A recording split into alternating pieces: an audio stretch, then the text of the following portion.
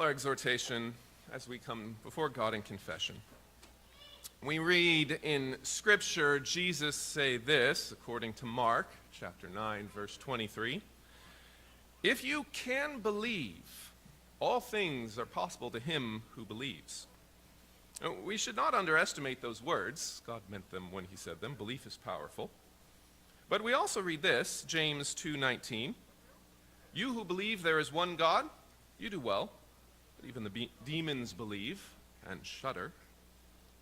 Now, why does Jesus in Mark say that faith makes all things possible, and Jesus through James says the faith of demons is useless? How do you put those two things together?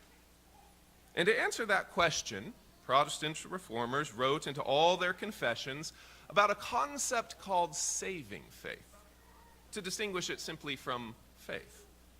Saving faith, they noticed in Scripture, had three elements to it. The first is that faith had to have knowledge, what they called notitia. Faith had content. It contains information.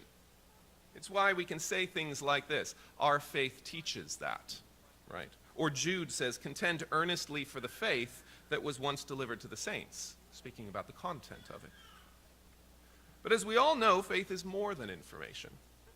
It is believing that information is accurate. This was the second part of saving faith, what the reformers called assensus, or assent. To know the story of Jesus, that's the info, but to know it's no fairy tale, that's the second part. There are many things that I know, but I don't think are so. I know the Islamic faith says that Muhammad was a holy man, and that the Hindu faith teaches all reality is the dream of Lord Krishna. I know that information, but I don't think it's true. I lack that second element. But it is at this point, if we get the first two, that the danger of the demon's faith comes into play. For a demon knows the content of the Christian faith as the information. And they know Jesus' existence is true. They saw him. They had notitia, they had assensus, the two elements of faith, and yet James's point is that still not saving faith. Turns out there is this critical third element. This third element makes the difference. This third element is the point of our exhortation today. The reformers called this third element fiducia. We could translate it best as trust. See, you need to know about Jesus. You need to know that what you know about Jesus is so, but you need more than that. You need to act on it. You need to act on it. You need to trust him. In the same way that you might know information, there is a thing called an airplane that can get you to New York.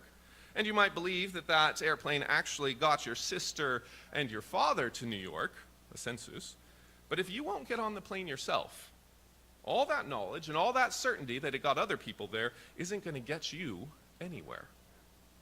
And this says much to us Christians. For you and I might know a lot that is in the Bible.